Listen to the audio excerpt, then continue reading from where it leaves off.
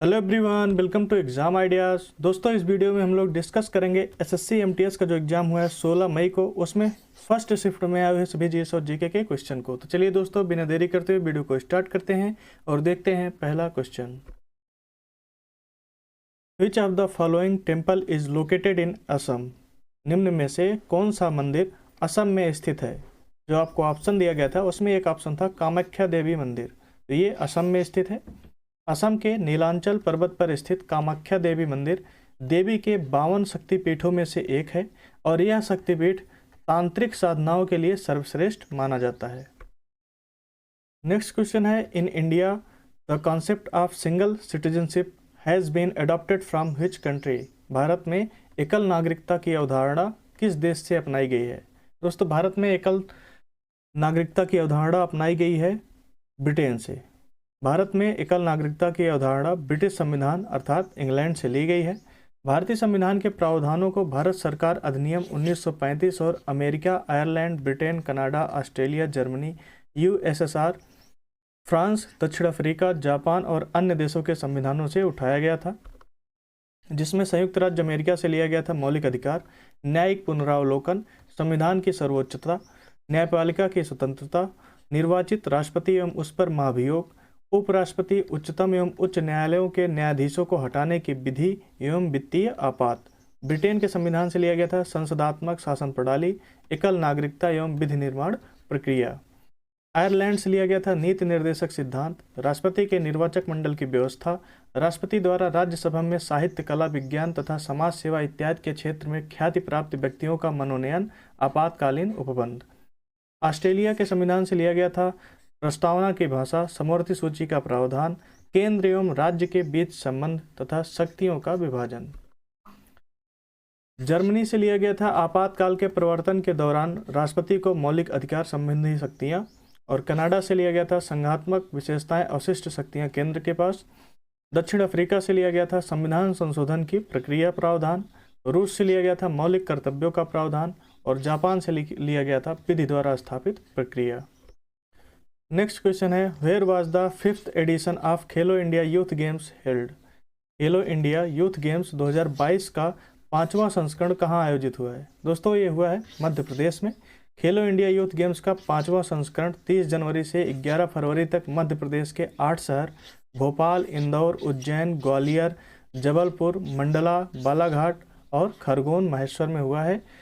खेलो India youth games 2023 पदक तालिका में महाराष्ट्र पहले नंबर पर है, जिसमें 56 स्वर्ण पदक, 55 रजत पदक और 50 कांस्य पदक जीता है।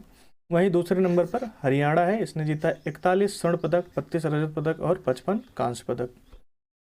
Next question is, with which country does India share the longest coast line? Bharat की सबसे लंबी तटीय सीमा किस देश के साथ लगती है? दोस्तों, भारत की सबसे लंबी तटीय सीमा लगती है बांग्लादेश के साथ। भारत की 7516.6 किलोमीटर लंबी समुद्री सीमा है। भारत सरकार के मुताबिक ये 7 देश हैं, जिसमें बांग्लादेश की सीमा सबसे ज़्यादा लगती है 7096.7 किलोमीटर। उसके बाद चीन दूसरे नंबर पर 3488 किलोमीटर, पाकिस्तान तीसरे नंबर पर 3323 किलोमीटर, चौथे नंबर पर नेपाल है 1751 किलोमीटर, म्यांमार 5वें नंबर पर है 1643 किलोमीटर, भूटान 6ठे नंबर पर 699 किलोमीटर, और लास्ट में है अफगानिस्तान जो 106 किलोमीटर की बाउंड्री शेयर करता है। Next question is, which river does not fall into the bay of Bengal?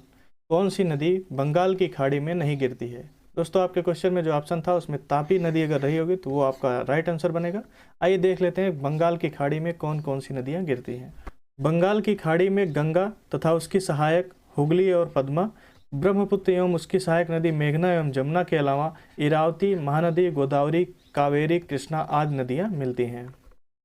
अगला क्वेश्चन है, when did the Chauri Chaura incident happen? Chauri Chaura कांड कब हुआ था?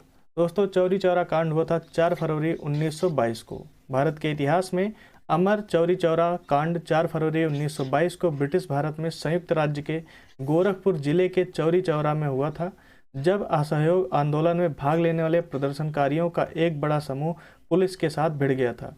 इसमें ब्रिटिश पुलिस स्टेशन को जला दिया गया था, जिसमें 22 पुलिस वाले जो छुपे थे उसमें वो जल गए थे। अगला question is, who said you give me blood I will give you freedom?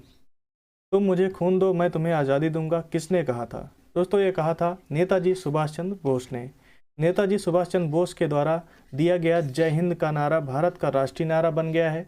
तुम मुझे खून दो मैं तुम्हें आज़ादी दूंगा का नारा भी उनका था, जो उस समय अत्यधिक प्रचलन में आया। भारतवासी उन्हें नेताजी के नाम से भी संबोधित करते हैं।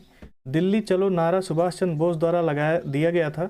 उन्होंने 1944 में भारतीय राष्ट्रीय सेना को प्रेरित करने के लिए इस नारे का इस्तेमाल किया था, जब INA ने बर्मा के खिलाफ अपने सैन्य अभियान की शुरुआत की थी। इसमें आपको 4 क्वेश्चन दिख रहे होंगे, जैसे जय हिंद नारा किसने दिया था? ये दिया था सुभाष चंद्र बोस ने। तुम मुझे खून दो मैं तुम्हें आज़ादी दूंगा, ये भी नेताजी सुभाष चंद्र बोस ने नारा दिया था। और दिल्ली चलो का नारा भी नेताजी सुभाष चंद्र बोस ने दिया था। और एक क्वेश्चन और बनता है कि इनको किस नाम से जाना जाता है? नेताजी के नाम से जाना जाता है, सुभाष चंद्र बोस को। अगला क्वेश्चन है, in which field was Bharat Ratna awarded to Pandit Ravishankar in 1999? 1999 में पंडित रविशंकर को भारत रत्न किस क्षेत्र में दिया गया था? दोस्तों क्योंकि रविशंकर ये सितार वादक हैं, तो इनको कला के क्षेत्र में 1999 में भारत रत्न पुरस्कार से सम्मानित किया गया था। पंडित रविशंकर का जन्म अप्रैल 1920 में बनारस में हुआ था और इनकी मृत्यु हुई थी 11 दिसंबर 2012 को। एक सितार वादक और संगीतज्ञ थे। अगला question is, which is the festival celebrated for the 14 deities इन त्रिपुरा? त्रिपुरा में 14 देवताओं के लिए मनाया जाने वाला त्यौहार कौन सा है? दोस्तों उस त्यौहार का नाम है Kharchi Puja. Next question is, who was the last ruler of Mughal empire who was sent to Burma? Mughal साम्राज्य का अंतिम शासक कौन था जिसे बर्मा भेज दिया गया था? दोस्तों उस शासक का नाम है बहादुर शाह जफर। बहादुर शाह जफर को बर्मा की जेल में भेज दिया गया था और ये मुगल साम्राज्य का अंतिम शासक था, बहादुर शाह जफर। इसका जन्म 1775 और मृत्यु हुई थी 1862 में। भारत में मुगल साम्राज्य के आखिरी शहंशाह और उर्दू के जाने माने शायर थे। उन्होंने 1857 का प्रथम भारतीय स्वतंत्रता संग्राम में भारतीय सिपाहियों का नेतृत्व किया। युद्ध में हार के बाद अंग्रेजों ने उन्हें बर्मा, जो अब म्यांमार के नाम से जाना जाता है, वहां भेज दिया गया और वहीं उनकी मृत्यु हो गई। नेक्स्ट क्वेश्चन है, which vitamin is beneficial for eyes? कौन सा विटामिन आंखों के लिए लाभदायक होता है? दोस्तों विटामिन ए होता है आंखों के लिए लाभदायक। विटामिन ए आंखों के लिए सबसे आवश्यक पोषक तत्वों में से एक है, जो कार्निया को स्वस्थ बनाए रखने में महत्वपूर्ण भूमिका निभाता है। इस विटामिन को रोडोप्सिन का एक घटक माना जाता है। रोडोप्सिन आंखों में एक मौजूद प्रोटीन है जो आपको कम रोशनी में देखने की सुविधा देता है। पत्तेदार हरी सब्जियां, गाजर, शकरकंद, कद्दू, टमाटर, लाल शिमला मिर्च, खरबूजा और आम, ये इसे आसानी से प्राप्त किया जा सकता है। Next question is, who is the author of the book the white tiger? The white tiger पुस्तक के लेखक कौन है? दोस्तों द व्हाइट टाइगर पुस्तक के लेखक हैं अरविंद अडिगा। अरविंद अडिगा अंग्रेजी में लिखने वाले भारतीय लेखक हैं, जिन्हें अपने पहले उपन्यास द व्हाइट टाइगर के लिए मैन बुकर पुरस्कार से सम्मानित किया गया है। नेक्स्ट क्वेश्चन है, under which act the census is done? जनगणना किस अधिनियम के तहत की जाती है? दोस्तों जनगणना अधिनियम 1948 के तहत की जाती है। जनगणना का कार्य जनगणना अधिनियम 1948 के प्रावधानों के तहत किया जाता है। इस अधिनियम को बनाने हेतु विधेयक भारत के तत्कालीन गृह मंत्री सरदार वल्लभ भाई पटेल द्वारा पेश किया गया था। भारत के संविधान के अनुच्छेद 246 के तहत जनगणना संघ का विषय है। यह संविधान की 7वीं अनुसूची के क्रमांक 69 में सूचीबद्ध है। 1951 के बाद की सभी जनगणनाएं 1948 की जनगणना अधिनियम के तहत कराई गईं। 1872 में पहली जनगणना हुई थी, लेकिन प्रथम समकालीन जनगणना की शुरुआत 1881 में मानी गई। वहीं स्वतंत्र भारत में वर्ष 1951 में पहली जनगणना हुई थी। जनगणना 2011 देश की 15वीं जनगणना थी और आज़ादी के बाद 7वीं जनगणना थी। अगला क्वेश्चन है, emperor Ashoka had how many political centres? सम्राट अशोक के कितने राजनैतिक केंद्र थे? दोस्तों सम्राट अशोक के 4 राजनैतिक केंद्र थे। अशोक के शिलालेखों से प्राप्त 4 प्रांतीय राजधानियों के नाम है तोसली, जो पूर्व में है, पश्चिम में है उज्जैन, दक्षिण में है स्वर्णगिरी और उत्तर में है Taxila. Next question is, where was the world athletics championship 2022 held? विश्व एथलेटिक्स चैंपियनशिप 2022 कहाँ आयोजित हुआ? दोस्तों यह आयोजित किया गया संयुक्त राज्य अमेरिका में। विश्व एथलेटिक्स चैंपियनशिप 2022 का आयोजन संयुक्त राज्य अमेरिका में यूजीन और ओरेगोन में हुआ। यह चैंपियनशिप का 18वां संस्करण था। टोक्यो में 2025 विश्व एथलेटिक्स चैंपियनशिप के लिए मेजबान शहर के रूप में चुना गया है। टोक्यो जो जापान की राजधानी है, इसको 2025 के विश्व एथलेटिक्स चैंपियनशिप के लिए चुना गया है। अगला question is, how many members can be president's nominate to the Rajya Sabha. राष्ट्रपति राज्यसभा में कितने सदस्यों को मनोनीत कर सकता है। दोस्तों, राष्ट्रपति द्वारा राज्यसभा में टोटल 12 सदस्य को मनोनीत किया जाता है।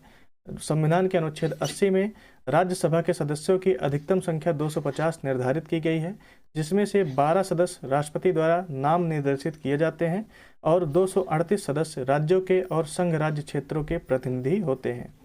भारत के संविधान के अनुच्छेद 331 के तहत राष्ट्रपति के पास एंग्लो इंडियन समुदाय से 2 सदस्यों को लोकसभा में मनोनीत करने की शक्ति है। अगला क्वेश्चन है, in October 2022 where did prime minister Shri Narendra Modi inaugurated the PM Kisan Samman सम्मेलन 2022। अक्टूबर 2022 में प्रधानमंत्री श्री नरेंद्र मोदी ने कहां पीएम किसान सम्मान सम्मेलन 2022 का उद्घाटन किया। दोस्तों, इन्होंने इसका उद्घाटन भारतीय कृषि अनुसंधान संस्थान में किया है, जो नई दिल्ली में स्थित है। प्रधानमंत्री श्री नरेंद्र मोदी ने नई दिल्ली में भारतीय कृषि अनुसंधान संस्थान में पीएम किसान सम्मान सम्मेलन 2022 का उद्घाटन किया है। दोस्तों, इन सभी क्वेश्चनों को आप पीडीएफ से पढ़ सकते हैं। पीडीएफ डाउनलोड करने के लिए आप हमारे टेलीग्राम चैनल से जुड़ सकते हैं, जिसका लिंक डिस्क्रिप्शन बॉक्स में है। और आप @exam ideas YT लिखकर सर्च करेंगे टेलीग्राम पर, तो वहाँ से भी आप चैनल को ज्वाइन कर सकते हैं। और दोस्तों, अभी तक आपने हमारे यूट्यूब चैनल को सब्सक्राइब नहीं किया है, सब्सक्राइब कर लीजिए। और वीडियो पसंद आया तो वीडियो को लाइक कीजिए, दोस्तों के साथ शेयर कीजिए। हम मिलते हैं आपसे नेक्स्ट वीडियो में, तब तक के लिए धन्यवाद दोस्तों।